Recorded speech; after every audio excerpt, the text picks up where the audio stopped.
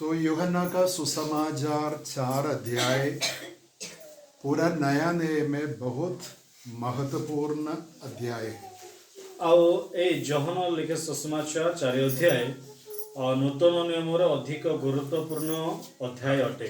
उधर हम क्या देखते हैं, यीशु मसीह अपना नॉर्मल यानी साधारण रास्ता छोड़कर एक दूसरा रास्ता में जिस रास्ता में यहूदी लोग नॉर्मली नहीं चलते हैं, उसी रास्ता में जाकर एक लेडी, एक सामरी स्त्री से, सामरी औरत से बात करता है। ଆଉ ସାଧାରଣତଃ ଭାବରେ ଯେଉଁ ଦିଗରେ ଯେଉଁ ଲୋକମାନେ ଯାଆନ୍ତି ନାହିଁ ସେହି ଦିଗକୁ ଯୀଶୁଖ୍ରୀଷ୍ଟ ଯାଇ ସମୀରଣୀୟ ସ୍ତ୍ରୀକୁ ସହିତ ସାକ୍ଷାତ କରୁଛନ୍ତି। और ये औरत से यीशु मसीह ऐसे बात करता है जो नया नए में बहुत प्रमुख विषय है, परमेश्वर की आराधना हम कैसे कर सकते। ଆଉ ଏ ସମୟରେ ସ୍ତ୍ରୀର ସହିତ ଯୀଶୁଖ୍ରୀଷ୍ଟ ଏ ପ୍ରକାର वार्तालाप करुछंती आराधना की प्रकार करवा आवश्यकता रही अछि।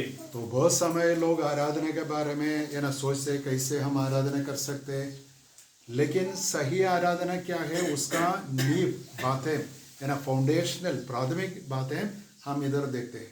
अनेक समय लोक माने भावंती मु की प्रकार आराधना करिबी तो ए जगह रे आराधनार भित्तिमूल बा मूल विषय को लिखा जाय अछि। तो सब लोग ध्यान से सुनना, क्योंकि ये हम सब के लिए प्रत्येक है ना अलग अलग हर व्यक्ति के लिए बहुत प्रमुख विषय है। आओ ध्यान पूर्वक सुनतु मान को निमंते अधिक गुरुत्वपूर्ण विषय अटे।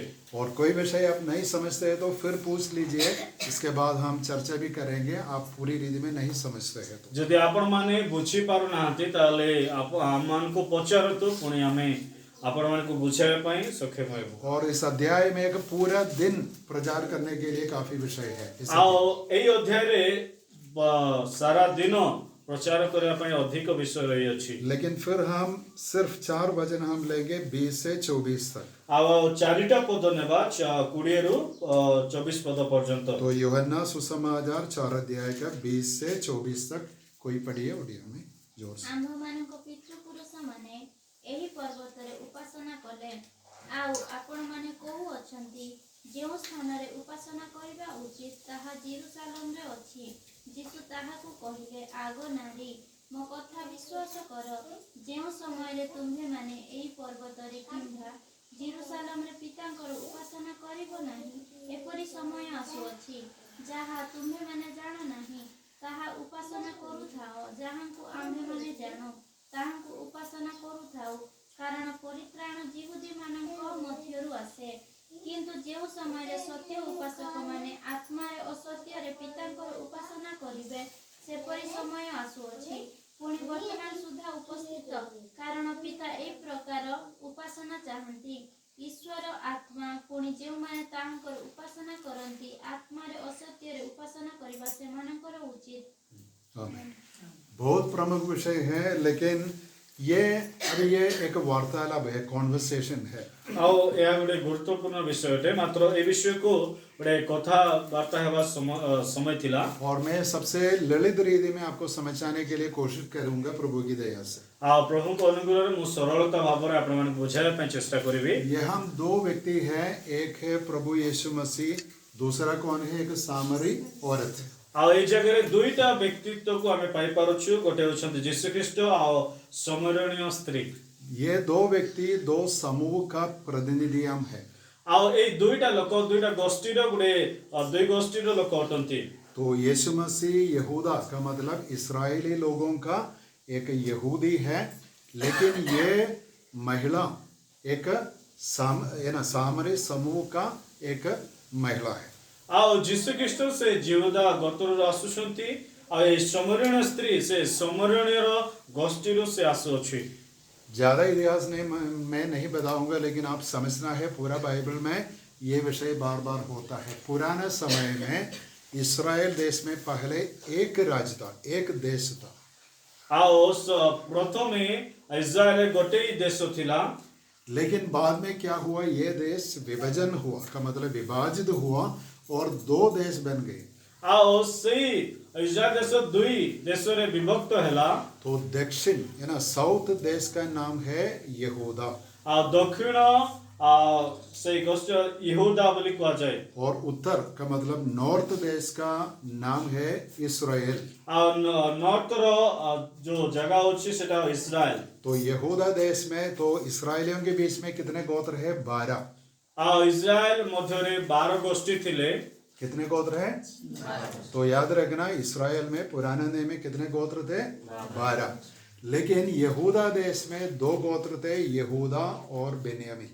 ଆଉ ଯୋଉ ଇସ୍ରାଏଲ ସେମାନେ 12 ଗୋଷ୍ଠୀ ଥିଲେ ଆଉ ଜିହୁଦାରେ 2ଟା ଗୋଷ୍ଠୀ ଥିଲେ ଯୋଉଟା କି ୟହୁଦା ଆଉ ବେଞ୍ଜାମିନ। लेकिन दूसरे 10 गोत्र इस्राएल देश में थे। ଆଉ ଯୋଉଟା 10 ଗୋଷ୍ଠୀ ସେମାନେ ଇସ୍ରାଏଲରେ ଥିଲେ। समझ लिया? तो देश विभाजित हुआ, 2 गोत्र इधर और 10 गोत्र इधर। ठीक है। ଆଉ ଦେଶ ବିଭାଜନ ହେଲା ପରେ 2ଟା ଇଆଡେ ଆଉ 10ଟି ଇସ୍ରାଏଲ ଆଡେ। लेकिन प्रभु का शासन का मतलब राजा का अधिकार दक्षिण देश के साथ था। ଆଉ ପ୍ରଭୁଙ୍କର ରାଜତ୍ୱ ସେ ଦକ୍ଷିଣ ଦେଶ ସହିତ ଥିଲା। कारण क्या है? यहूदा का सबसे पहले राजा कौन था? ଆଉ ଜିହୁଦାର ପ୍ରଥମ ରାଜା କିଏ ଥିଲା? शाऊल। उसके बाद दाऊद। उसके बाद सलोमन। ठीक है। तो परमेश्वर ने यहूदा गोत्र के पास शासन का अधिकार दिया था। ଆଉ ଜିହୁଦା ଗୋତ୍ରର ଲୋକମାନଙ୍କ सहित से शासन କରିବା ଅଧିକାର ଦେଇଥିଲେ। लेकिन ये इस्राएल के देश 10 गोत्र ये 2 गोत्र के साथ यानी कॉम्पिटिशन में था, शत्रुता में थे। ଆଉ ଯୋଉ ଇସ୍ରାଏଲର 10ଟି ଗୋଷ୍ଠୀ ଥିଲେ ସେମାନେ ଏଇ 2ଟି ଗୋଷ୍ଠୀ ସହିତ ସେମାନେ ଶତ୍ରୁତା ସେମାନେ ରହିଥିଲା। अभी हम हमारे विलेज में भी देखते हैं ना, एक घर के अंदर कुछ समय के बाद झगड़ा के कारण क्या होता है? 2 घर 3 घर बनते हैं और भाई लोग बीच में झगड़ा करते हैं, है ना। ଆଉ ଗୋଟେ ଘରରେ ଆମେ ଦେଖି ପାରିବୁ ଗୋଟେ 3-4 ଭାଇ ଥିଲେ ସେମାନେ ଝଗଡ଼ା ହେଲେ ସେମାନେ ଅଲଗା ଅଲଗା ପରିବାରକୁ ନେଇ ସେମାନେ तो वैसे इस्राएल देश में भी हुआ, 2 देश बन गए और बीच में थोड़ा झगड़ा थोड़ा संघर्ष भी था। ଆଉ ଇସ୍ରାଏଲ ମଧ୍ୟ ଆଉ ଝଗଡ଼ା ହେବା ଦ୍ୱାରା ସେମାନେ 2 ଗୋଷ୍ଠୀରେ ବଣ୍ଟା ହେଲା। ठीक है। और हम ऐसे बोल सकते हैं प्रभु का अनुग्रह और दया ज्यादा यहूदा देश पर था। ଆଉ ଆମେ କହିପାରିବା ପ୍ରକାର ଆଉ ଜିହୁଦା ଦେଶରେ ଅଧିକ ପ୍ରଭୁଙ୍କର ଅନୁଗ୍ରହ ଦୟା ଥିଲା। तो हम देखते हैं इस्राएल के है ना नॉर्थ 10 गोत्र के देश सबसे पहले ये ना पाप करके करके करके करके पूरा जीरो बन गए। ଆଉ ଇସ୍ରାଏଲର 10ଟି ଗୋଷ୍ଠୀ ସେମାନେ ପାପ କରି କରି ସେ ଅଧିକ ନିମ୍ନକୁ ପଳାଇଗଲେ। हम आज भजन संहिता 1 पढ़ लिया। ଆମେ ଗୀତ ସଂହିତା 1 ପଢିଲୁ। तो ये लोग क्या किया? मूर्ति पूजा करके है ना इस्राएल के यहोवा परमेश्वर को जानने के बाद फिर मूर्ति पूजा शुरू किया। सब गंदे है ना बुरे काम करते थे और परमेश्वर के पूरा नियम व्यवस्था तोड़ दी। ଆଉ ସେମାନେ ಯೆಹೋವಾ ପରମେଶ୍ୱରକୁ ଜାଣିଲା ପରେ ମଧ୍ୟ ସେମାନେ ମୂର୍ତ୍ତି ପୂଜକ ହେବା ଦ୍ୱାରା ଅନେକ ପାପ କାମ କଲେ। तो परमेश्वर क्या करना है? ପରମେଶ୍ୱର କ'ଣ କରିବାର ଥିଲା? अपनी व्यवस्था के द्वारा उनसे व्यवहार करना चाहिए।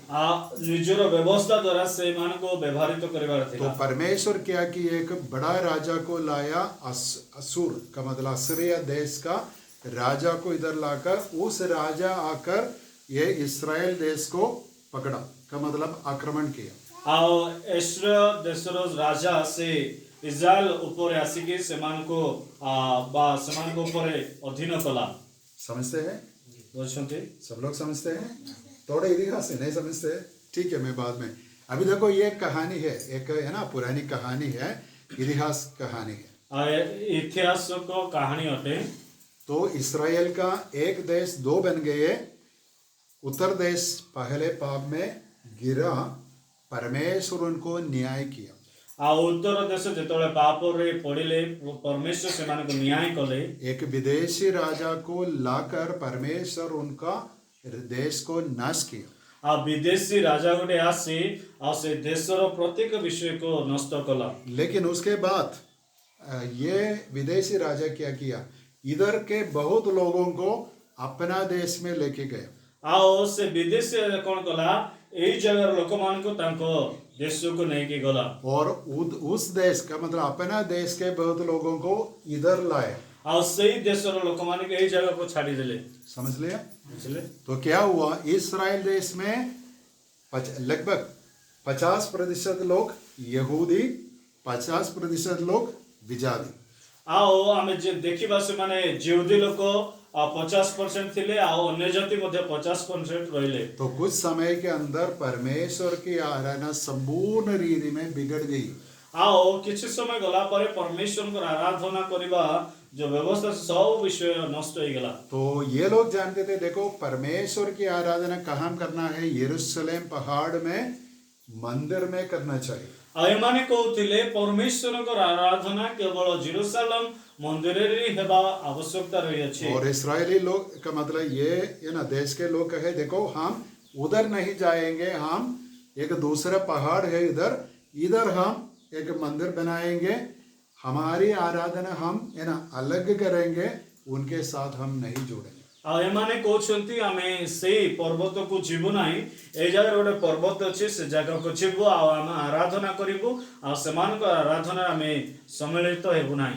समझ लिया? बुझछंती दो है ना, एक घर दो बन गया, दोनों के बीच में कंपटीशन और है ना शत्रुता है। आ गोटे घर दुईटा घर रे विभाजित हैला आ से माने परस्पर को शत्रुता भाव रे देखिबा को लागले। तो आप बताइए किसने गलत किया, ज्यादा गलत किया, इस्राएल देश या यहूदा? आ यहूदा भूल कला कि इजराइल देश भूल कला? इस्राएल। कारण क्या है, परमेश्वर की व्यवस्था को थोड़ा है ना, काहे कि ना परमेश्वर को व्यवस्था को से माने भंग कले। और परमेश्वर की उपस्थिति उस समय मंदिर में था, यरूशलेम मंदिर में, मंदिर को छोड़ दिया। आ से माने जेरूशलेम मंदिर जे सेवा करिवार विषय थिला से माने छाड़ी दिले से और विषय। पुराने नियम के है ना पहले सबसे मूसा की 5 पुस्तकें लेकर बोले, देखो ये है हमारा बाइबल, हम इतनी पुस्तकें पढ़ेंगे और कोई पुस्तक हम नहीं पढ़ेंगे। आ मोसार 5 से 5टा पुस्तक नहीं कि एटा देखले हमें एही प्रकार हमें विश्वास करबे या हमर बाइबल अटे। तो ये उत्तर देश का ये ना मंदिर का पहाड़ का नाम है जेरुसलेम और गेरिसिम, इधर लिखा है। आओ उत्तर देशर क्या नाम से गेरिसिम ये ना इधर 4 में लिखा है, नहीं इसमें नहीं, ठीक है ना, इसमें यहाँ नहीं, ठीक, वो है ना जेरुसलेम नाम है, एक पहाड़ है, जेरुसलेम नामक गोटे पर्वत थिला। ठीक है। तो अभी देखो ये सामरी स्त्री कौन है, इसे सामरी लेडी कौन है? आ ये समरण स्त्री के होते समझ लिया? वो यहूदी नहीं है, एक्चुअली वो विजाती के समान है। दूसरा पहाड़ में अपना मंदिर में परमेश्वर की आराधना नहीं करते थे, लेकिन उनके ये ना पसंद के अनुसार आराधना करने वाली थी। आओ समरण स्त्री से प्रभु को जानी नथिला से निज से मान व्यक्तिगत भाव रे जाको पसंद से माने से आराधना करुथिले। और एक बात भी हम समझना है, अभी देखो यहूदी लोग ये सामरी लोगों से बहुत बैर करते थे। आओ यहूदी लोक माने समरण सहित अधिक शत्रुता मनोभाव रखुथिले। कारण क्या है, परमेश्वर को छोड़, काहे कि से माने परमेश्वर को त्याग करिथिले, वो व्यवस्था को पालन नहीं करते, ସେମାନେ व्यवस्था को मानु नथिले, मंदिर को छोड़ दिया, आ मंदिर को त्याग कले, विजातियों के समान जीते हैं। आ से माने विजाति सहित जो जीवन यापन करछन। सही बात है ना। अभी बाइबल में भी जो कलीसिया में है, परमेश्वर का वचन नहीं मानते हैं, है ना, बुरा काम करते हैं, दूसरों को चीटिंग करते हैं, जो है ना सब गंदे गंदे काम करते हैं, तो उनको क्या करना है ना, कलीसिया से निकालना चाहिए। आ जदि मंडली भितरे गोटे लोक अनेक दुष्ट काम करूछि, पाप पतित होछि, ता मंडली कोन करबार अछि, देखो बाहर कर देबार अछि। तो यहूदी लोग सामरी लोग से बात नहीं करते थे, उनको है ना उनके साथ कोई है ना देन लेना ऐसा कोई व्यवहार नहीं था। आ यहूदी लोक माने समीरण लोक मान को सहित कोनोसी लेन देन करू नथिले बा कोनोसी विशेष मान सहित संपर्क रखु नथिले। और एक दूसरी बात है, उस समय आज भी हमारे कल्चर में कई जगह में ऐसे है, लेकिन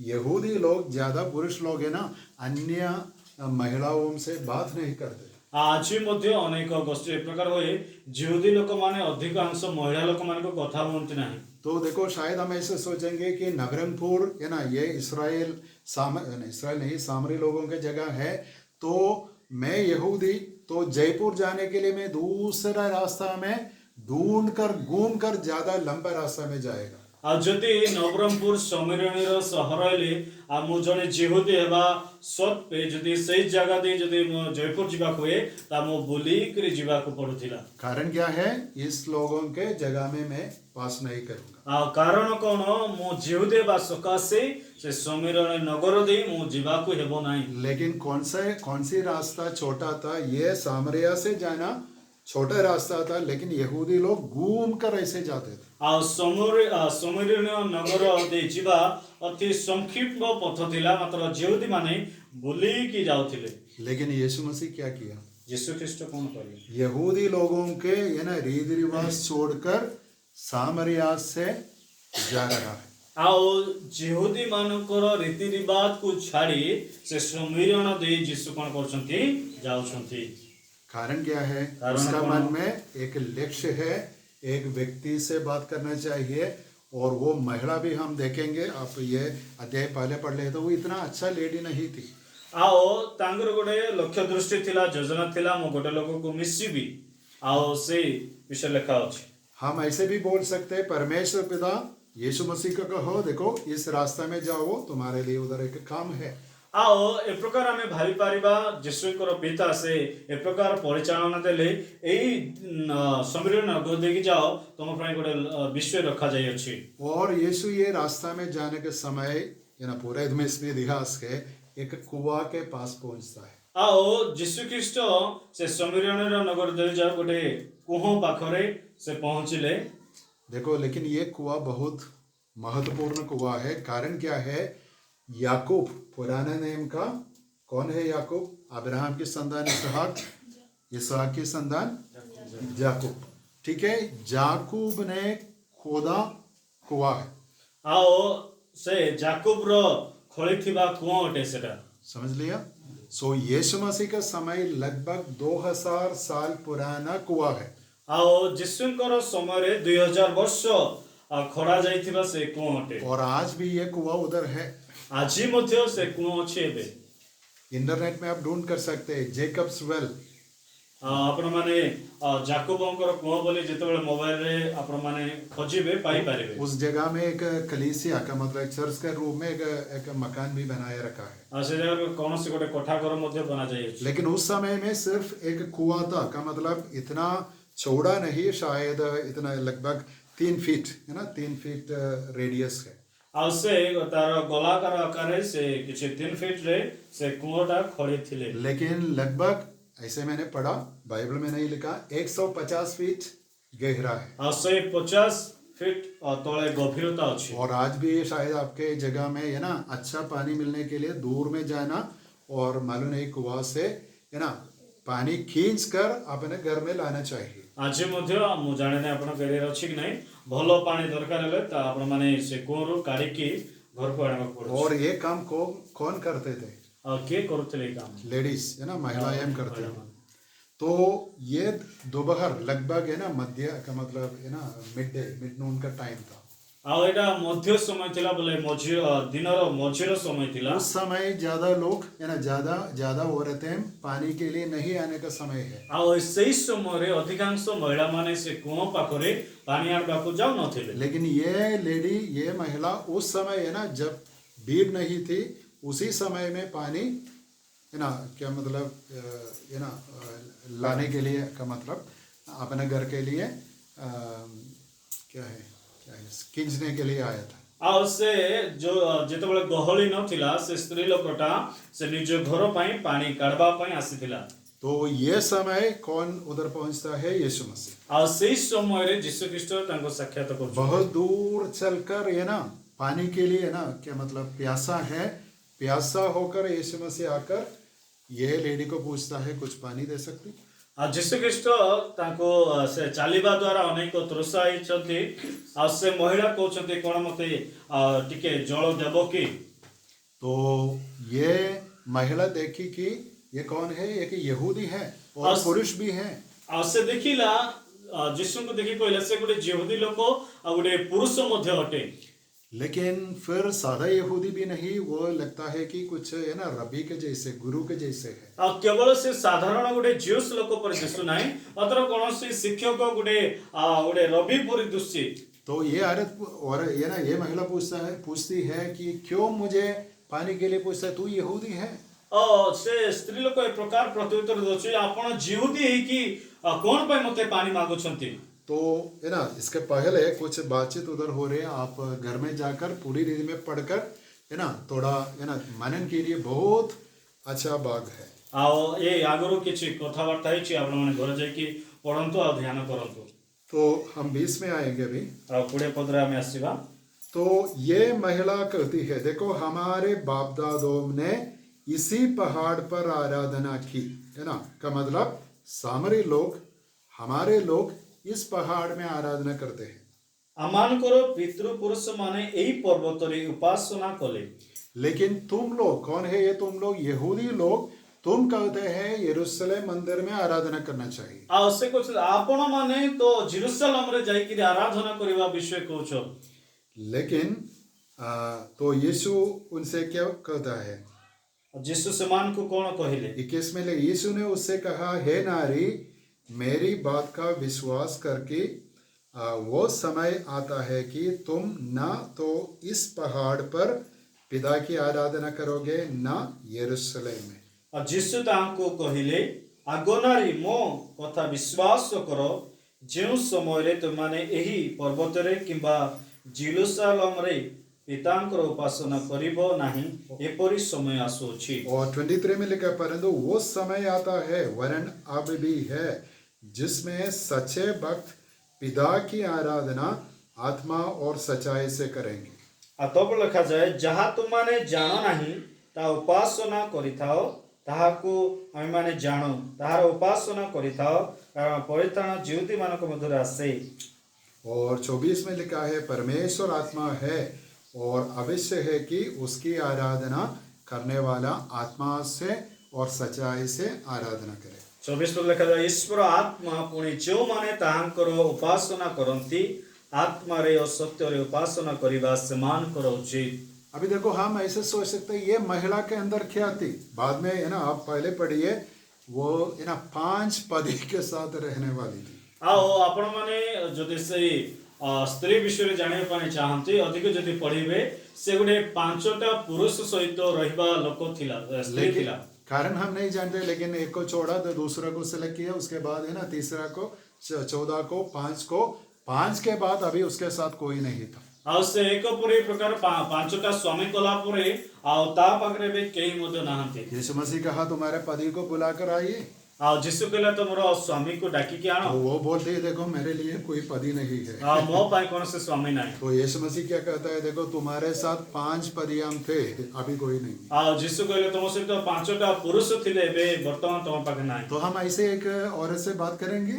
ଆଉ এই ପ୍ରକାର ସ୍ତ୍ରୀ ସହିତ ଆମେ କଣ କଥା ହେଇପାରିବା କି? लेकिन देखो यीशु मसीह वो उनकी बातचीत कैसे है ना बदला कर परमेश्वर की आराधना विषय को उधर लाते हैं। ଆଉ ସେଇ ପ୍ରକାର ସ୍ତ୍ରୀ ସହିତ କଥାବାର୍ତ୍ତା କରୁ କରୁ ମାତ୍ର ସେ ପ୍ରଭୁଙ୍କର ଆଡ଼କୁ କି ପ୍ରକାର ସେ ଦିଗକୁ ପରିବର୍ତ୍ତନ କରୁଛନ୍ତି ଯୀଶୁ ଖ୍ରୀଷ୍ଟ। तो देखो यीशु मसीह कहता है, देखो पुराने समय में ऐसे करते थे यरूशलेम मंदिर में, लेकिन अभी एक नया समय आ गया।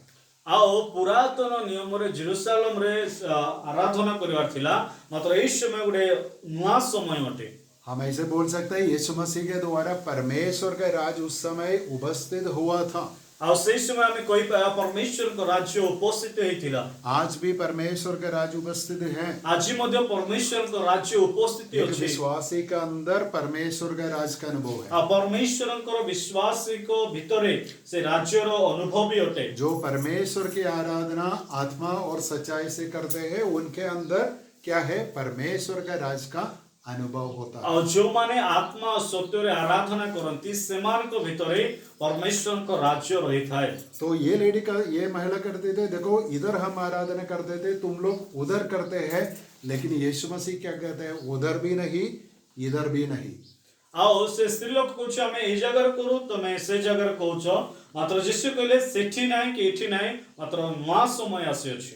क्योंकि कारण क्या है, हम पुराने नहीं पढ़ते हैं तो परमेश्वर की उपस्थिति मंदिर छोड़कर बाहर गई थी। ଯଦି ଆମେ ପୁରାତନ ନିୟମ ବିଷୟ ପଢୁଛୁ परमेश्वरଙ୍କର ଉପସ୍ଥିତି परमेश्वरଙ୍କ ପ୍ରେଜେନ୍ସ କେବଳ ମନ୍ଦିର ଭିତରେ ହିଁ ଆସୁଥିଲା। शायद कई बातें हम आप नहीं समझते हैं ना, କିଛି बड़ा ବିଷୟ मुश्किल है। ଶୁଣୁନାହାନ୍ତି କି ठीक है, का मतलब क्या है, पहले परमेश्वर की उपस्थिति यरूशलेम मंदिर में थी, लेकिन परमेश्वर मंदिर को ये लोगों के पाप के कारण, यहूदा के पाप के कारण उधर छोड़कर गई।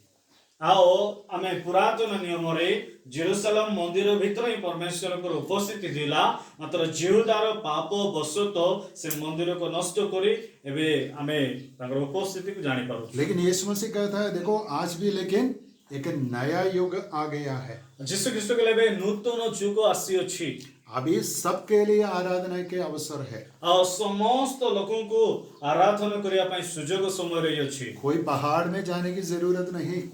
ପାହାଡ଼କୁ ଯିବାକୁ କୌଣସି ଆବଶ୍ୟକତା ନାହିଁ। अभी देखो हमारे स्टेट केरल में भी बहुत लोग है ना, एक पहाड़ में जाने के समय, ଆଉ ଏହି ସମୟରେ ଆମର କେରଳରେ ସମସ୍ତ ଲୋକ ଗୋଟେ ଉଚ୍ଚ ପାହାଡ଼ରେ ଯିବା ସମୟ ଅଛି। और हम देखते हैं कुछ समय के बाद कई लोग इधर इस दिशा में जाते हैं, कुछ है ना पानी में डूबने के लिए जाते हैं। ଆଉ ଅନେକ ଲୋକମାନେ କିଛି ଇଆଡ଼େ ଯାଆନ୍ତି ପାଣିରେ ବୁଡ଼ିବା ପାଇଁ। देखो पूरा संसार में नहीं लेकिन ज्यादा इंडिया में बहुत लोग बहुत जगह में क्या के लिए जाते हैं, कुछ ना कुछ है ना आशीष के लिए, कुछ ना कुछ पापों से क्षमा मिलने के लिए, मालूम नहीं क्या के लिए जाते हैं। ଆଉ ଭାରତ ବର୍ଷରେ ଏ ପ୍ରକାର ଲୋକମାନେ ଅଛନ୍ତି, ସେମାନେ ତୀର୍ଥ ଯାତ୍ରା ଯାଆନ୍ତି। लेकिन यीशु मसीह 2000 साल के पहले कहता है देखो कोई जगह में जाने की जरूरत नहीं। ଆଉ ଯୀଶୁ ଖ୍ରୀଷ୍ଟ କହୁଛନ୍ତି କି କୌଣସି ଜାଗାକୁ ଯିବାକୁ ପଡ଼ିବ ନାହିଁ। कारण क्या है, यीशु मसीह के द्वारा परमेश्वर एक अनुग्रह का समय, परमेश्वर का राज खोल दिया है। अभी कोई जगह में हम परमेश्वर की आराधना कर सकते। ଆଉ ଯୀଶୁ ଖ୍ରୀଷ୍ଟଙ୍କ ଜରିଆରେ ପିତା ଆମମାନଙ୍କ ନିମନ୍ତେ ଅନୁଗ୍ରହ ସମୟ ଖୋଲିଛନ୍ତି କି ଆମେ ଯେକୌଣସି ଜାଗାରେ परमेश्वरଙ୍କର ଆରାଧନା କରିପାରିବା। लेकिन ये महिला, अभी देखो हर समूह में ऐसे लोग हैं तो दोते हमारा समूह का रीति रिवाज ठीक है। ଆଉ ଅନେକ ସମୟରେ ଆମେ କହିଥାଉ ଆମମାନଙ୍କର ପରମ୍ପରା ଆମ ପାଇଁ ଭଲ ଅଟେ। तो ये लोग बोलते हैं देखो हमारे पास है ना बहुत अच्छा उपदेश है, बहुत रीति रिवाज है, हमारी आराधना का क्रम बहुत सुंदर और बढ़िया है। ଆଉ ଲୋକମାନେ କହନ୍ତି ଆମମାନଙ୍କର ପରମ୍ପରା ଆମମାନଙ୍କର ଉପଦେଶ ଭଲ ଅଛି, ଆମର ପାଇଁ ଭଲ ସେଟା। लेकिन यीशु मसीह कुल्लम ये लेडी को, ये महिला को कहता है देखो तुम गलत में हो, यहूदियों से सीखना चाहिए।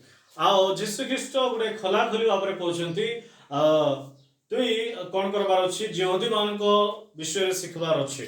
क्योंकि यीशु मसीह कहते हैं देखो यहूदियों से आता है, क्या है, परमेश्वर की आराधना कहाँ से आता है, यहूदियों से आता है। इधर देखो क्योंकि उद्धार 22 में, क्योंकि उद्धार यहूदियों में से है। ଆଉ 22 ଲେଖାଯାଏ କାରଣ ପରିତ୍ରାଣ ଯିହୁଦୀ ମାନଙ୍କ ମଧ୍ୟରୁ ଆସେ। क्या समझते हैं? କ'ଣ ବୁଝୁଛନ୍ତି? अभी देखो हम कई वचन पढ़ेंगे कि भजन 147 147 147 ପଡ଼ିବ। का 19 और 20, 19 और 20।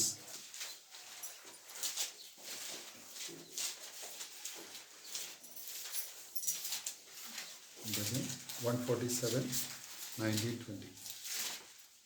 से याकूब प्रति अपना वाक्य इस्राएल प्रति अपना विधि और शासन प्रकाश करती। से कौनसी गोष्ठी प्रति एपरी व्यवहार करि नाहंती। ताहांको शासन विषय कहबाकू गले से माने ताहा जानी नाहंती। तुम्हें माने सदा प्रभुଙ୍କର प्रशंसा करो। तो इधर क्या लिखा है, याकूब को अपना वचन और इस्राएल को अपने विधियां और नियम बताता है, किसी और जाति से उसने ऐसा बर्ताव नहीं किया और उसके नियमों को औरों ने नहीं जाना। ଯାକୋବ ପ୍ରତି ଆପଣା ବାକ୍ୟ ଇସ୍ରାଏଲ ପ୍ରତି ଆପଣା ବିଧି ଓ ଶାସନ ପ୍ରକାଶ କରନ୍ତି। ସେ କୌଣସି ଗୋଷ୍ଠୀ ପ୍ରତି ଏ ପ୍ରକାର ବ୍ୟବହାର କରିନାହାନ୍ତି। अर्थ क्या है, पुराना समय में परमेश्वर इस्राएली लोगों के साथ बात करता था।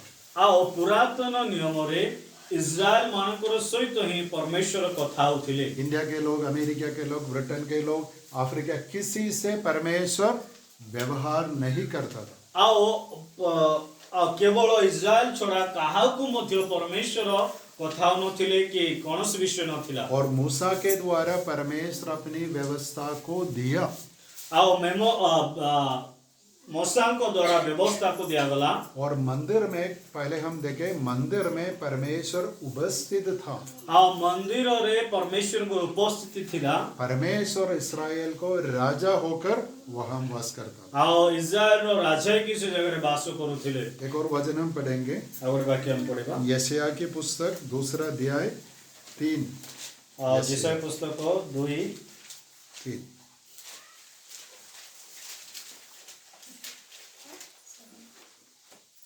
पुणी अनेक गोष्ठी जाऊ जाऊ कहिबे, तुम्हें मने आस, आम्भे माने सदा प्रभु को पर्वत को, जाकुबर परमेश्वर को गृह को जाऊ, तहिरे से अपना पथ विषय आम्भ मान को शिक्षा देवे और आम्भे माने ताहांको मार्गरे गमन करिबा, कारण सियोन ठारू व्यवस्था और जेरूशलेम ठारू सदा प्रभुकर वाक्य निर्गत हेबो।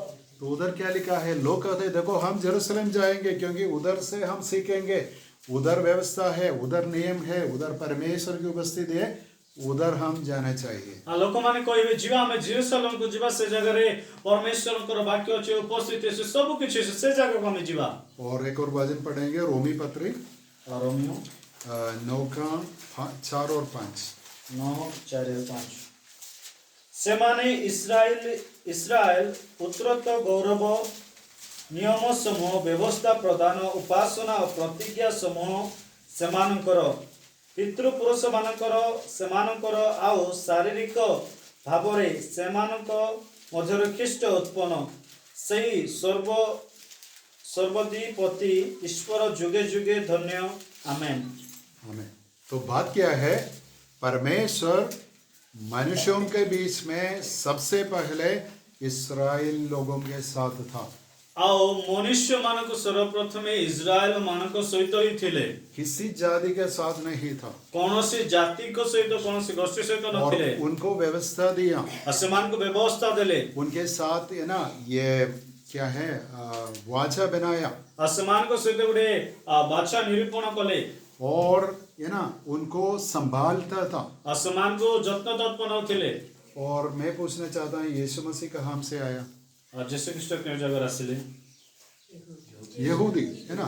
तो यीशु मसीह यहूदी था और पतरस यहूदी था, यूहन्ना, सब लोग यहूदी थे शुरुआत। और प्रथम रे सब लोग यहूदी लोग थिले। तो हमारा मसीह धर्म का नींव क्या है? यहूदी विश्वास है, यहूदी धर्म है। आमानकर क्रिश्चियन विश्वास और भित्तिमूल अछि यहूदी लोक माने। तो ये बात हम समझना चाहिए, यही विषय हमें बुझिबार अछि। इसलिए यीशु मसीह कहता है देखो उद्धार यहूदियों से आता है। आ सिद्धि ପାଇଁ से समीरणीय स्त्री को यीशु कहउछंती परित्राण यहूदी माननको ठारू आसे। तो हम जानना चाहिए हमारा धर्म, हमारा विश्वास अमेरिका से नहीं आया। मानकर विश्वास अमेरिका रो आसी नहीं। कहां से आया? क्यों ठारू आसी अछि? यरूशलेम से, इस्राएल से, उधर शुरू किया। तो यीशु मसीह कहा प्रेरित का 1:8 पढ़िए। प्रेरित 1:8 पढ़िबा।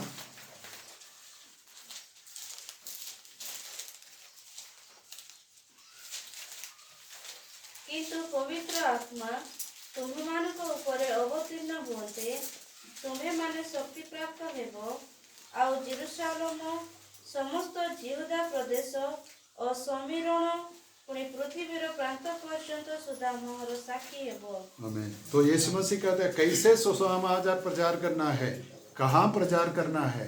पहले यरूशलेम में, उसके बाद यहूदिया में, उसके बाद फिर बाहर सामरिया में, है ना, जहाँ यीशु मसीह अभी भी है, उसके बाद पूरे पृथ्वी में सुसमाचार प्रचार करना है। सुसमाचार केउ जगह प्रथम प्रचार करा जिवर अछि जेरूशलेम, यहूदा, समीरण आ पृथ्वीर प्रांत पर्यंत सुधा मोहर साक्षी हो। तो यीशु मसीह सबसे पहले ये महिला को है ना सुधारता है, देखो तुम गलत में हो, तुम लोग यहूदियों से सीखना चाहिए, यही है सही आराधना। ଆଉ ସେ ସ୍ତ୍ରୀ ଲୋକକୁ ତାଙ୍କ ପରାମର୍ଶ ଦଉଛନ୍ତି, ତାର ତ୍ରୁଟିକୁ ବୁଝାଇବା ପାଇଁ ଚେଷ୍ଟା କରୁଛନ୍ତି କି ତୁମେ ପ୍ରତ୍ୟେକ ଲୋକ ଭୁଲରେ ଅଛ, ତୁମେ ଯିହୁଦୀ ମାନଙ୍କ ଠାରୁ ଦେଖ ଆଉ ଶିଖ। और लेकिन यीशु मसीह क्या कहता है, देखो एक नया समय आ गया है, नई रीति आ गया है। परमेश्वर की आराधना कोई पहाड़ में मंदिर में नहीं, हर जगह में हर लोग कर सकते। ଆଉ ଯୀଶୁ କହିଲେ କୌଣସି ପର୍ବତକୁ ଯିବାକୁ ପଡ଼ିବ ନାହିଁ, ଏହା ଗୋଟେ ନୂତନ ଯୁଗ, ନୂତନ ସମୟ। ଏହି ସମୟରେ ଯେକୌଣସି ସ୍ଥାନରେ ଆମେ ପରମେଶ୍ୱରଙ୍କର ଆରାଧନା କରିପାରିବା। अभी देखो 24 में एक बात लिखा है, परमेश्वर आत्मा है। ଆଉ 24 ପଦରେ ଏପରି ଲେଖାଯାଏ ପରମେଶ୍ୱର ଆତ୍ମା ଅଟନ୍ତି। तो कैसे हम समझेंगे? ଆଉ କି ପ୍ରକାର ଆମେ ବୁଝିପାରିବା? और लोग अपने मन में ये ना समझने के लिए कोशिश, आत्मा का अर्थ क्या है? हम देख नहीं सकते। आत्मार अर्थ ହେଉଛି ଆମେ ଦେଖିପାରିବା ନାହିଁ ସେ और ବିଷୟ। दूसरा अर्थ है कोई रूप नहीं है। आत्मार କୌଣସି ରୂପରେଖା ନାହିଁ। अभी देखो हर आराधना के विषय क्या है, कुछ ना कुछ बनाकर रखा है ना। ଆଉ ଲୋକମାନଙ୍କର କିଛି ଆରାଧନା କରିବା ବିଷୟ ହେଉଛି କିଛି ମୂର୍ତ୍ତିକୁ ସେମାନେ ବନାଇକି ରଖିଛନ୍ତି। लेकिन परमेश्वर कैसे है? आत्मा है। ଆଉ ଆମମାନଙ୍କର ପରମେଶ୍ୱର କି ପ୍ରକାର ଅଟନ୍ତି? ଆତ୍ମା ଅଟନ୍ତି। परमेश्वर के लिए कोई रूप शेप नहीं है, आकृति नहीं है। ଆଉ ପରମେଶ୍ୱରଙ୍କ ନିମନ୍ତେ କୌଣସି ରୂପ ନାହିଁ। तो परमेश्वर कोई जगह में नहीं बैठता है। ଆଉ ପରମେଶ୍ୱର କୌଣସି ଜାଗାରେ ବସନ୍ତି ନାହିଁ। इसलिए परमेश्वर आज कैसे लोगों के लिए ढूंढते हैं? ଆଉ ଆଜି କି ପ୍ରକାର ଲୋକମାନଙ୍କ ପ୍ରଭୁ ଚାହାନ୍ତି? अपना अपने स्थान में बैठकर, अपने अपने घर में वास कर अपना है ना प्राइवेसी, अपना निज समय में परमेश्वर की आराधना करने के लिए तैयार है। ଆଉ ନିଜ ପରିବାର ରହି ନିଜ କାମ ଧାମ କରି ପ୍ରତ୍ୟେକ ନିଜସ୍ୱ ସହିତ ନିଜ ଘରେ ରହି ପରମେଶ୍ୱର ଆରାଧନା କରିବା ସେଇ ବିଷୟ ଚାହାନ୍ତି। गाड़ी चलाने के समय, ଗାଡ଼ି ଚଲାଇବା ସମୟରେ, हम एक कमरा में रूम में बैठने के समय, ଆଉ ଗୋଟେ ଆମେ ଯଦି ରୁମରେ ଅଛୁ, सोने के पहले, ଆଉ ଶୋଇବା ପୂର୍ବେ, होटल में रहने के समय, ଆଉ ହୋଟେଲ ରହିବା ପୂର୍ବେ, खाने के पहले, खाने के बाद, ଆଉ ଖାଇବା ପୂର୍ବେ, ଖାଇଲା ପରେ। मतलब परमेश्वर की आराधना कोई समय और कोई जगह के अनुसार नहीं, किसी चीज को देखकर नहीं। ଆଉ ପରମେଶ୍ୱର କୌଣସି ସ୍ଥାନ ନାହିଁ ବା କୌଣସି ବସ୍ତୁକୁ ଦେଖି ନାହିଁ, ମାତ୍ର ସବୁ ସମୟରେ ଆମେ କରିପାରିବା। अब समझते हैं? ବୁଝୁଛନ୍ତି?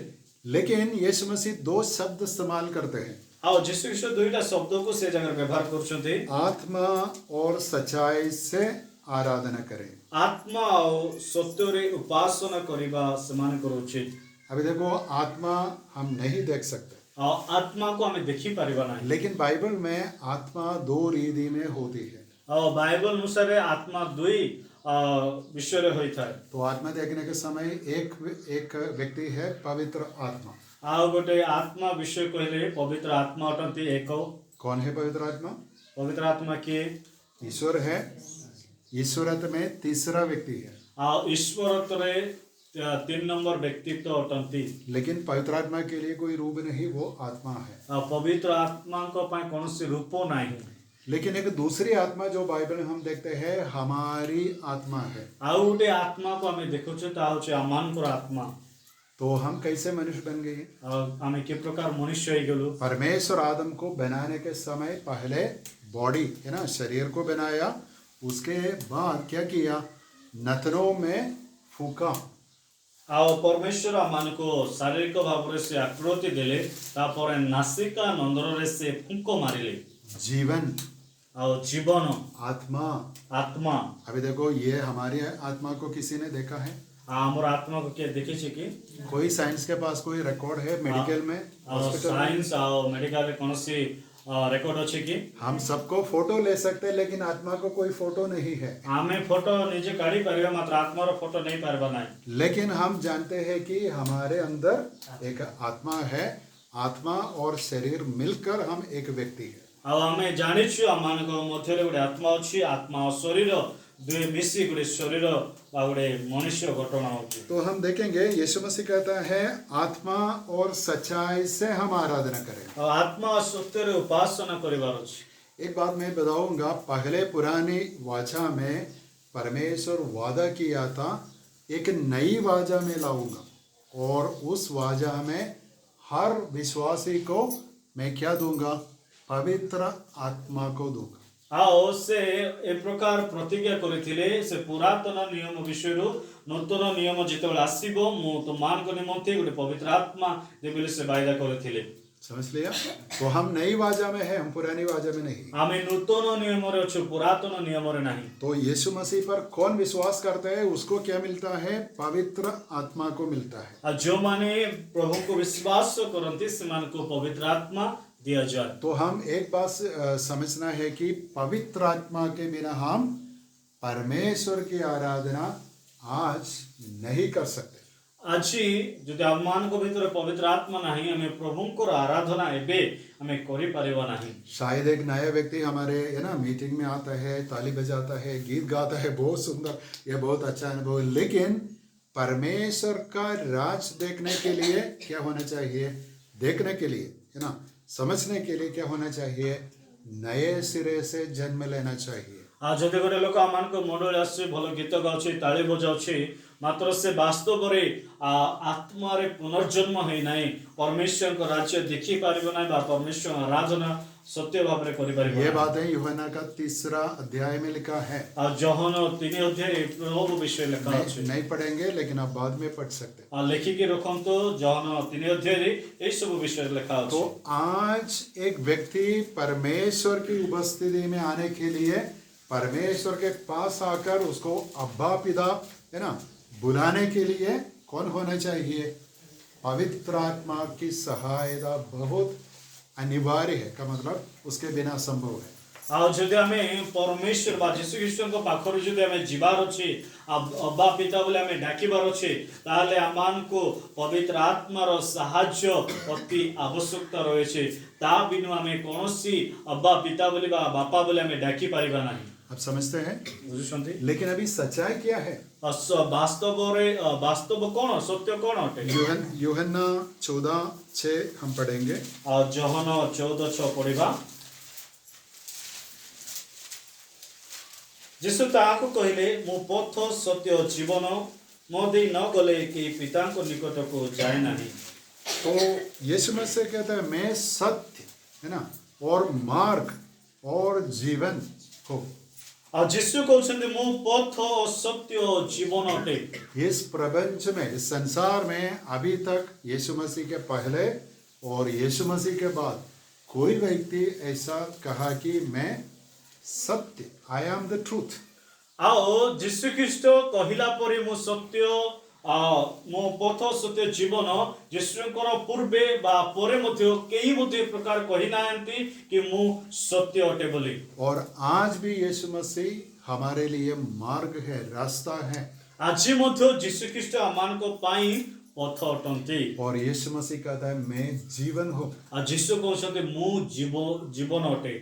तो इसका विषय क्या है? यीशु मसीह कहता है देखो मेरे बिना कोई परमेश्वर के पास नहीं आ सकता। ଆଉ ତାର ମର୍ମ ବିଷୟ ଅଛି ବା ମୋ ବିନା ତୁମେ ପିତାଙ୍କ ନିକଟକୁ ଯାଇପାରିବ ନାହିଁ। और परमेश्वर जो संपूर्ण सत्य है उसका भूमि है ना पृथ्वी में यीशु मसीह एक मनुष्य होकर है ना मनुष्यों के बीच में आया का सत्य क्या हुआ? सत्य देहधारण हुआ और मनुष्यों के बीच में सब लोग देखे ये कौन है? ये यीशु मसीह। ଆଉ ପରମେଶ୍ୱର ସେ ବାସ୍ତବରେ ତାଙ୍କର ପୁତ୍ରକୁ ପଠାଇଲେ ଗୋଟେ ଦେହଧାରଣ ରୂପ ନେଇକି ତାଙ୍କୁ ପଠାଇଲେ ଆଉ ପ୍ରତ୍ୟେକ ଲୋକ ସେ ଯୀଶୁଙ୍କୁ ଦେଖିଲେ। का मतलब ये पूरा प्रपंच में जो कुछ है ना अच्छा है, भला है, सत्य है, दयापूर्ण है, करुणामय है और है ना प्रेमी बात है, का मतलब भलाई की हर बात यीशु मसीह में है।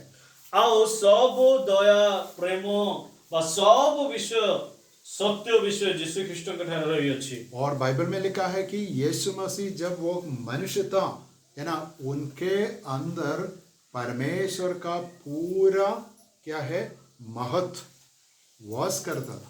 ଆଉ ଯେତେବେଳେ ସେ ମାନବ ରୂପ ଧାରଣ କରିଥିଲେ ଆଉ ଈଶ୍ୱର ତ ତାଙ୍କ ଜୀବନ ଭିତରେ ଥିଲା। आप समझते हैं? ବୁଝୁଛନ୍ତି? यीशु मसीह जब मनुष्य होकर पृथ्वी में एक बच्चा होकर है ना बच्चा के रूप में मरियम से जन्म लिया, फिर भी उस बच्चा ईश्वर और मनुष्य था। ଆଉ ଯୋଉ ମରିୟମକୁ ଗର୍ଭଧାରଣ କରି ଯୀଶୁ ଜନ୍ମ ନେଇଥିଲେ ସେ ସମ୍ପୂର୍ଣ୍ଣ ଭାବରେ ମନୁଷ୍ୟ ଆଉ ସମ୍ପୂର୍ଣ୍ଣ ଭାବରେ परमेश्वर और ଥିଲେ। क्रूस पर मरने के समय है ना, यीशु मसीह क्रूस पर कितने 6 घंटे के ऊपर क्रूस पर था, लेकिन उस समय भी वो ईश्वर और मनुष्य था। ଆଉ ସେ କ୍ରୁଶରେ ମଧ୍ୟ ହାରାରି ସେ 6 ଘଣ୍ଟା ଥିବା ସମୟରେ ମଧ୍ୟ ସେ ସମ୍ପୂର୍ଣ୍ଣ ମନୁଷ୍ୟ ଆଉ ପ୍ରଭୁ ଥିଲେ। और पुनरुत्थान के बाद यीशु मसीह एक है ना तेजोमय शरीर में, एक नया शरीर में, स्वर्गीय शरीर में चेलों से है ना अपने चेलों से बात करता था, उनके साथ 40 दिन था। ଆଉ ପୁନରୁତ୍ଥାନ ପରେ ସେ ମହିମା ରୂପ ଶରୀର ଧାରଣ କରି ସେ ଶିଷ୍ୟମାନଙ୍କୁ ସାକ୍ଷାତ କଲେ। उस समय भी यीशु मसीह संपूर्ण ईश्वर और संपूर्ण मनुष्य है। ଆଉ ସେଇ ସମୟରେ ମଧ୍ୟ ସମ୍ପୂର୍ଣ୍ଣ ମନୁଷ୍ୟ ଆଉ ସମ୍ପୂर्ण परमेश्वर ଥିଲେ। तो शायद थोड़ा समझने के लिए मुश्किल पड़ेगा, लेकिन फिर भी हम ऐसे समझना है, यीशु मसीह आज और भविष्य में हमेशा संपूर्ण ईश्वर और संपूर्ण मनुष्य होकर रहेंगे। ଆଉ ଏହା ବୁଝିବା ପାଇଁ କଷ୍ଟ ହେବ, ମାତ୍ର ଆମେ ଏ ପ୍ରକାର ଭାବି ରଖିବା कि ଯୀଶୁ ଖ୍ରୀଷ୍ଟ ସେ ସମ୍ପୂର୍ଣ୍ଣ ମନୁଷ୍ୟ ଆଉ ସମ୍ପୂର୍ଣ୍ଣ ଈଶ୍ୱର ଦେଇ ଆମମାନଙ୍କ ସହିତ ରହିବେ। आप विश्वास करते हैं? ବିଶ୍ୱାସ କରୁଛନ୍ତି? मुश्किल है नहीं? तो ये हमारा विश्वास की बात है। यीशु मसीह मनुष्य बन गया तो बोलते देखो मैं सत्य हूँ और मार्ग और जीवन। जीवन का अर्थ क्या है?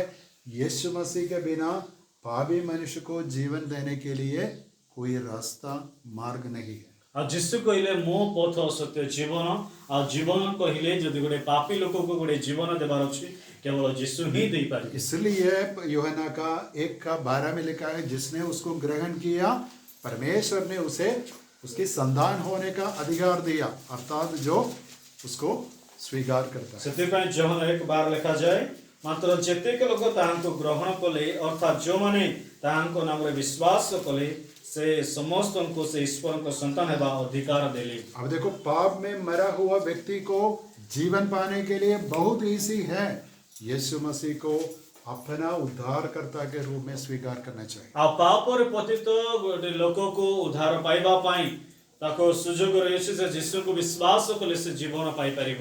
तो यीशु मसीह कहते हैं देखो परमेश्वर आत्मा है ଆଉ ଯୀଶୁ ଖ୍ରୀଷ୍ଟ କହିଛନ୍ତି परमेश्वर आत्मा ଅଟନ୍ତି। और परमेश्वर आराधकों के लिए ढूंढता है। ସେ ଆରାଧନା କରିବା ଲୋକମାନଙ୍କୁ ସେ ଖୋଜନ୍ତି। आप समझते हैं ढूंढते हैं अर्थ क्या है? अभी अभी है ना कटनी चलती है तो लोग शायद मजदूर लोगों के लिए ढूंढता है, मेरे खेती में 20 लोगों को चाहिए। ଆଉ ଏବେ ଧାନ କାଟିବା ସମୟ ରହିଅଛି ତ ଅନେକ ଲୋକମାନେ ସେ ଧାନ କାଟିବା ଲୋକମାନଙ୍କୁ ଖୋଜନ୍ତି। अभी स्वर्गीय पिता भक्तों के लिए ढूंढते हैं, ଆଉ ସେ ସ୍ୱର୍ଗସ୍ଥ ପିତା ସେ ସାଧୁ ଲୋକମାନଙ୍କୁ ଖୋଜନ୍ତି। लेकिन सच्चे भक्त के लिए ढूंढते हैं। ମାତ୍ର ସେ ସତ୍ୟ ଭକ୍ତ ମାନଙ୍କୁ ଖୋଜନ୍ତି। तो सच्ची भक्ति क्या है?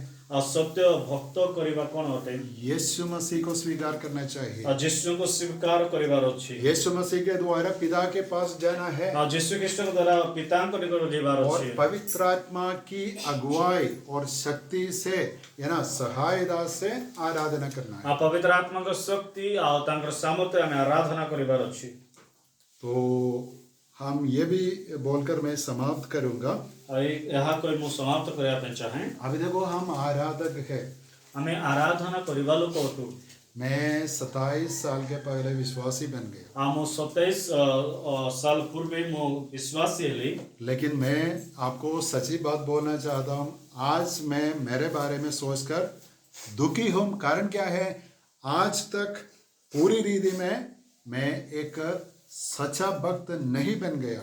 ଆଉ ମୁଁ ଏହା ଭାବି ନିଜକୁ ଦୁଃଖୀ ମନେ କରେ, ମୁଁ ବାସ୍ତବରେ ଗୋଟେ ସତ୍ୟ ଭାବରେ ଭକ୍ତି ବା ଭକ୍ତ ହେଇପାରି ନାହିଁ। तो मैं बताऊंगा क्या मैं बोलता हूँ। ମୁଁ କହିବି କ'ଣ ମୁଁ अभी दिन में कितने घंटे हैं? ଦିନ କେତେ ଗୋଟେ ଦିନକୁ କେତେ 24 ଘଣ୍ଟା ଅଛି? 24 घंटे है, लेकिन कुछ घंटे कई घंटे हम सोते हैं, उसके बाद खाना खाते हैं, लेकिन कितने घंटे हम इस्तेमाल करते हैं? ଆଉ ଆମେ ଏଇ 24 ଘଣ୍ଟା ମଧ୍ୟରେ ଆମେ ଖାଉ ପିଉ, ମାତ୍ର ଆମେ କେତେ ସମୟ ପ୍ରଭୁଙ୍କୁ ଦେଉ? बात क्या है कि हम कैसे और अच्छी रीति में और श्रेष्ठ रीति में परमेश्वर की आराधना कर सकते हैं। आमे आमे अधिक केते प्रभु को आराधना करि परिबा नाही हमारे लिए कोई रुकावट नहीं है, कोन हमर पे कोनोसी प्रतिबंधक नाही लेकिन 3 शत्रु के कारण, तीनटा शत्रु बिना संसार की व्यवस्था, संसार रो व्यवस्था शैतान शैतान और सबसे बड़ा शत्रु सबुर बड़ो शत्रु के कहाँ है? हमारे अंदर है। हमर भितरे अछि हम है शत्रु। हम हमें निज पाए निज शत्रु हम होते परमेश्वर की सच्ची आराधना करने के लिए ज्यादा नहीं चाहते। हमें परमेश्वर का आराधना पाए अधिक हमें चाहूनु चाहते हैं। दासन अभी देखो मैं एक वचन बोलूंगा, रोमी 12 रोमियो 12 1 और 2 पढ़िए। ଅତଏବ ହେ ଭାଇମାନେ ମୁଁ ତୁମ୍ଭମାନଙ୍କୁ ଈଶ୍ୱରଙ୍କ ଦୟା ହେତୁ ବିନତି କରୁଅଛି, ତୁମ୍ଭେମାନେ ଆପଣା ଆପଣା ଶରୀରକୁ ସଜୀବ ପବିତ୍ର ଓ ଈଶ୍ୱରଙ୍କ ସୁଗ୍ରାହ୍ୟ ବଳି ରୂପେ ଉତ୍ସର୍ଗ କର। ଏହା ତ ତୁମ୍ଭମାନଙ୍କର ଯୁକ୍ତିଯୁକ୍ତ ଉପାସନା।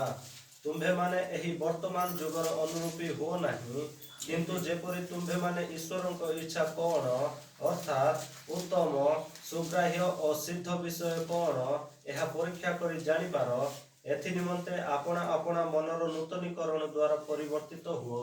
आमीन। तो देखो आराधना क्या है? आराधना कौन होते प्रभु के लिए जीना। प्रभु को पाई बंचिबा जो प्रभु के लिए पसंद है वही करना। जहाँ परमेश्वर का पसंद से विषय करिबा कैसे प्रभु के लिए पसंद है वैसे बात करना।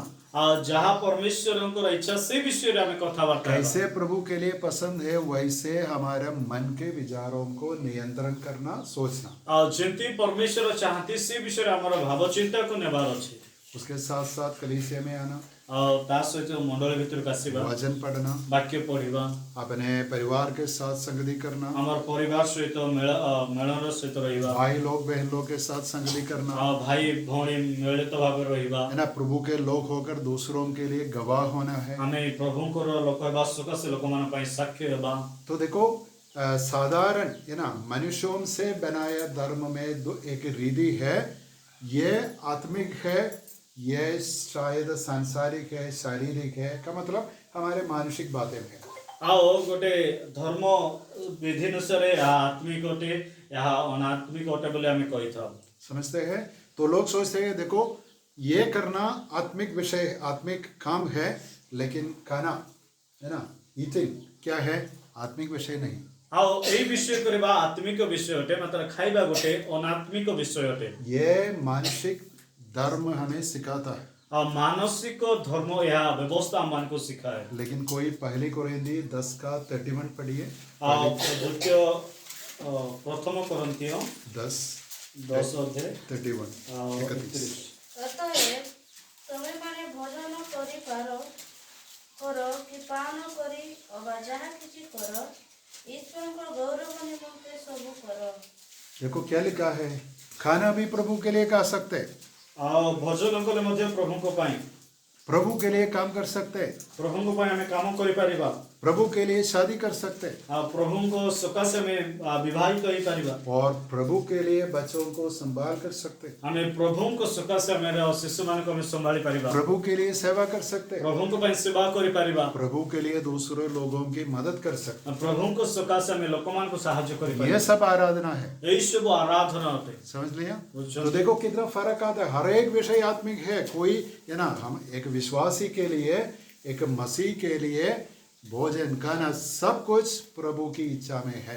आओ गोटे विश्वास लोक पाई सब किछ आध्यात्मिक होते, आत्मिक होते, लेकिन सब में क्या कैसे करना है, प्रभु के लिए का मतलब प्रभु की महिमा के लिए, प्रभु की योग्यता और प्रभु की का मतलब श्रेष्ठता के अनुसार करना चाहिए। आओ हमें परमेश्वर की इच्छा, परमेश्वर को श्रेष्ठता अनुसार हमारे जीवन करबार अछि। तो मैं ये बोलना चाहता हूँ, हर समय हम प्रभु की आराधना कर सकते हैं, हमें सब समय प्रभु को आराधना करि परिबा, और पर्सनली व्यक्तिगत रूप में हम कर सकते हैं। व्यक्तिगत भाव में हम प्रभु को आराधना करि परिबा। पत्नी नहीं बोलना चाहिए कि देखो मैं पति के कारण मैं प्रार्थना नहीं करती। आओ स्त्री कोई पारिबो नहीं कि मोर स्वामी पे मो प्रार्थना करि पारु ना, उनके पास भी अवसर है, समय है, सब है। तार पाई मध्ये समय सुयोग रही अछि।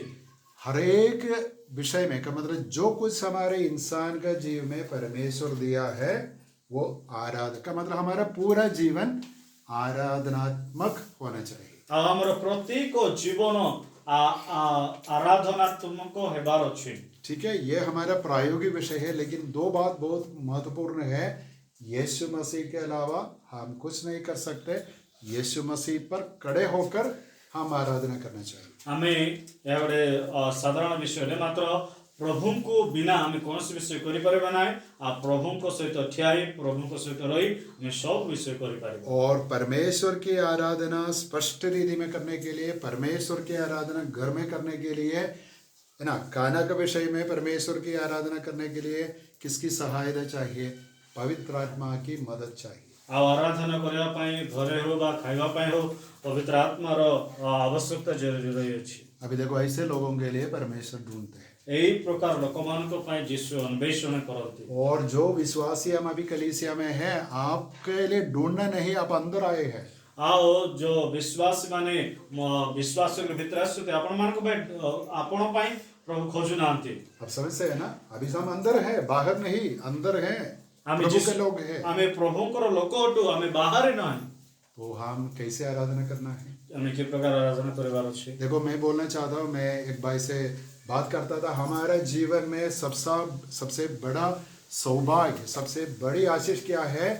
प्रभु यीशु मसीह के द्वारा हमारा सृष्टिकर्ता, उद्धारकर्ता को जानना सबसे बड़ा सौभाग्य। ଆମମାନଙ୍କର ଜୀବନରେ ବଡ଼ ମହତ୍ୱପୂର୍ଣ୍ଣ ବିଷୟ ଅଛି ଯୀଶୁ ଖ୍ରୀଷ୍ଟଙ୍କର ଅନୁଗ୍ରହ ଦ୍ୱାରା ସେ ଆମମାନଙ୍କର ସୃଷ୍ଟିକର୍ତ୍ତାଙ୍କ ବିଷୟରେ ଜାଣିବା ବିଷୟ।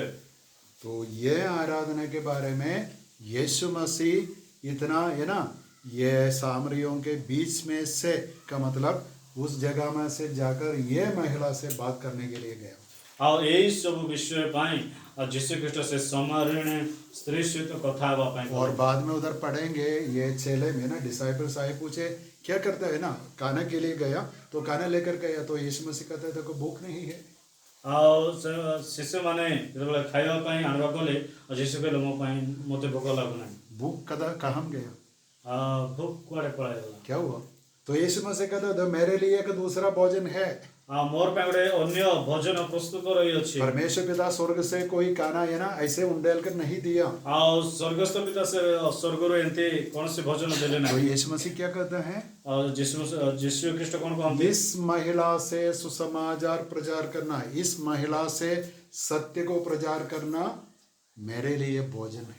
ଆଉ ଏହି ସ୍ତ୍ରୀ ଦ୍ୱାରା ସୁସମାଚାର ଆଉ ସତ୍ୟ ବିଷୟକୁ ଅବଗତ କରାଇବା ହିଁ ମୋର ଭୋଜନ ଅଟେ। तो बहुत दूर पैदल चलकर धूप में, है ना, ये दोपहर का समय में यीशु मसीह इस महिला को ये सिखाने के लिए गया कि मसीहा आया है, उसी के द्वारा परमेश्वर की आराधना उसके पास जाकर ही कर सकते। ଆଉ ସେ ଏତେ ଦୂର ଯାଇକି ସେ ସୁସମାଚାର ଶୁଣାଇଲେ କି ବାସ୍ତବରେ ସେ ସତ୍ୟ ବିଷୟକୁ ସେ ଜାଣୁ। तो मैं भी प्रार्थना करता हूँ मेरे जीवन में और प्रभु की आराधना करना चाहिए। ଆଉ ଏ ପ୍ରକାର ଆମେ ପ୍ରାର୍ଥନା କରିପାରିବା କି ଆମେ ଅଧିକ ପ୍ରଭୁଙ୍କୁ ଆମେ ଆରାଧନା तो କରିପାରିବା। हम सबके लिए अवसर है। ପ୍ରଭୁ ସମସ୍ତଙ୍କ ପାଇଁ ସମୟ ସୁଯୋଗ और ରହିଅଛି। हमारा पिता, है ना, जो स्वर्ग में है, वो इतना प्रेमी पिता है। ଆଉ ସେ ସ୍ୱର୍ଗୀୟ ପିତା ଯିଏକି ଆମମାନଙ୍କୁ ଅଧିକ ପ୍ରେମ କରନ୍ତି। और पाप के कारण बहुत ये ना संसार में चलते हैं, लेकिन परमेश्वर सब कुछ, है ना, हमारी भलाई के लिए पूरा करेंगे। ଆଉ ଏ ପାପ ସଂସାରରେ ସବୁ କିଛି ଚାଲୁଛି ମାତ୍ର ନିଶ୍ଚିତ ସେ ଆମମାନଙ୍କୁ ପ୍ରେମ तो କରନ୍ତି। विश्वास के साथ, है ना, भरोसा के साथ हम आराधना करेंगे। ଆମେ ବିଶ୍ୱାସ ଆଉ ଭରସା ସହିତ ଆମେ ପ୍ରଭୁଙ୍କୁ ଆରାଧନା କରି ଚାଲିବା। एक और बात है, हम अंधे नहीं है, ଆମେ କୋଣା ଲୋକ ନୁହଁ, हम पागल नहीं है, ଆମେ ଗୋଟେ ପାଗାଳାମୀ ଲୋକ ନୁହଁ, हम बुद्धि के बिना नहीं करते हैं। ଆମେ ବିନା ବୁଦ୍ଧିରେ କାର୍ଯ୍ୟ କରିବା ଲୋକ ନୁହଁ। हमारे विश्वास में बुद्धि के साथ, जानबूझकर, है ना, विश्वास के साथ, निर्णय के साथ, ज्ञान के साथ हम आराधना करते हैं। ଆମେ ଏ ପ୍ରକାର ବୁଦ୍ଧି ମାନେ ଜାଣି ବୁଝିକି ଆମେ ଆରାଧନା ଆଉ ବିଶ୍ୱାସ କରିବା ଲୋକ ଅଟୁ। इधर कोई अंधविश्वास की कोई भी विषय नहीं। ଆଉ ଏଇ ଜାଗାରେ କୌଣସି ଅନ୍ଧବିଶ୍ୱାସର କୌଣସି ବିଷୟ ମଧ୍ୟ ନାହିଁ। हम प्रभु को धन्यवाद करेंगे। ଆଉ ପ୍ରଭୁଙ୍କୁ ଆମେ ଧନ୍ୟବାଦ ଦେବା।